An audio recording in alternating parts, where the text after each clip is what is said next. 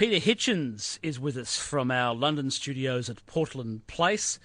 Have Peter for a shorter time this evening, sadly. But Peter, good to speak with you once again. Thank you for making the journey into the Salubri studios once again. It's good to be here, as always, and to sample the delights of the peacocks and the dancing girls. I look forward to it every Monday. Peter, your country, Great Britain, or the formerly Great Britain, was in the news a bit here on the weekend, largely as a result of the spokesperson for the British National Party, Mr. Nick Griffin, his appearance on BBC Television's Question Time programme. How did it go? Tell me the story. Well, in terms of his own personal performance, as I put it, he exploded in a sort of geyser of slime, leaving behind nothing but a bad smell and a few flakes of pancake makeup. The person himself, unattractive, incoherent often, completely incapable of making judgments of what was proportionate or not, and therefore obviously unfitted for any kind of real political leadership. The problem was that so much firepower was directed at him, and I'm not at all sure that was wrong or could have been avoided, that his resentful supporters, many of whom support him despite his failings, may well still feel that he was mistreated and stabbed in the back and not given a chance. And of course, if ever a truly charismatic, intelligent, educated, witty and quick-footed leader of this kind emerged, it would be much, much harder to destroy them in this fashion.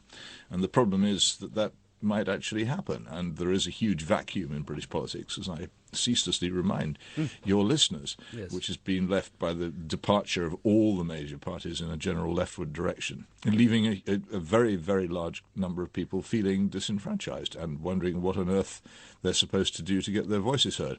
And that's why many of them, and I find it in my correspondence, many of them say to me, well, you say that this man has a racially bigoted past, is incapable of giving a straight answer on whether he's a Holocaust denier, has publicly said that his own private views are held in reserve while he makes a more acceptable case for the moment, all this kind of thing. Despite all that, he speaks the minds of many people who feel they've been left out and betrayed, particularly by mass immigration, but also by the huge increase in disorder and petty crime and the general decay of our society and the loss of control to the European Union, which, again, the major parties simply don't address.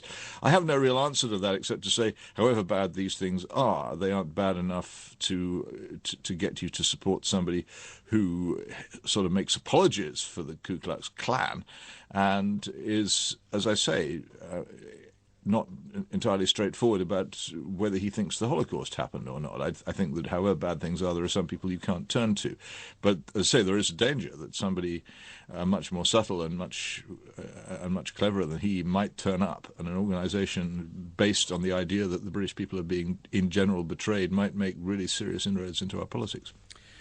9:17, Peter Hitchens from our Portland Place studios in London is my guest. My name's Steve Austin.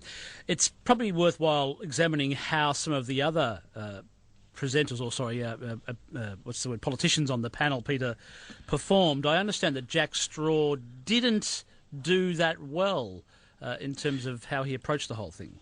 No, I'm in difficulty because I don't know if you have an equivalent to this programme in Australian broadcasting, but the format is that you have usually 4 politicians, a fifth more or less controversial person discussing the major issues of public controversy each week under the chairmanship of David Dimbleby, who's the sort of the version of our great, almost semi-royal broadcasting family. And on this occasion, we had Jack Straw, who is a very, very experienced Labour politician, and currently, I'm ashamed to admit we have such a thing, but he's Secretary of State for Justice. I always thought that was the sort of ministry that countries which didn't have any justice had. And we had a Liberal Democrat politician called Chris Huhne and a Tory politician called Saida Wasi, who is a Muslim and a member of the House of Lords, and an American-born playwright called Bonnie Greer. So all these people in their different ways were pretty much there on the understanding that their job was to attack Mr. Griffin, and I think it would be true to say that the audience, because there's a studio audience, were almost overwhelmingly against him as well. And Mr. Straw had one big problem, apart from the fact that he gave an extremely long and complicated answer and lost his way in it, which is, of course, that his party has encouraged mass immigration pretty much since it came into office, and he simply wouldn't admit that one of the results of this was the growth of the British National Party, when it quite obviously is so. And so he made a pretty considerable fool of himself there, which is quite surprising for somebody who's generally so nimble and experienced and doesn't generally drop the ball in any game that he's playing. Was there any... some of the reports I've read suggested that it looked like, in a sense, it almost backfired on many of the panellists, because it looked like people were bullying or ganging up on Nick Griffin, thus making him some sort of television victim, playing to his core audience, as essentially giving him this air of victimhood, perhaps, that he didn't deserve. Was that how you saw things? I think there had to be an element of that, but I really don't see what else the BBC could have done in the nature of the programme. You see, the other problem that the BBC has, and I think this is a genuine one, is that it is supposed by its Royal Charter to be impartial between political parties. And the BNP isn't just a political party. It's a political party which has now won seats in the European Parliament and has a quite substantial vote. And it can't really be excluded from political debate anymore, and it would be entitled really under precedent and practice to an occasional seat on Question Time for a spokesman, whom it could nominate, and it would obviously nominate Mr. Griffin, because compared with the rest of them, he's Demosthenes. But so the problem was always going to arise. He was going to come on, and everybody else on the panel was going to be there with the intention of attacking him, and it was quite likely that most of the audience would too. And I just don't see any way around it. And I sympathise, as I often don't, with the BBC on this. They had to have him on. If they had him on, this was the only way they could do it. There might be a perception of unfairness. It can't really be avoided. The fact is that if Griffin were any good, and quite honestly, if his position were more defensible, he'd have made a better fist of it. The fact is he isn't any good, and his position is indefensible because it's based fundamentally upon racial bigotry.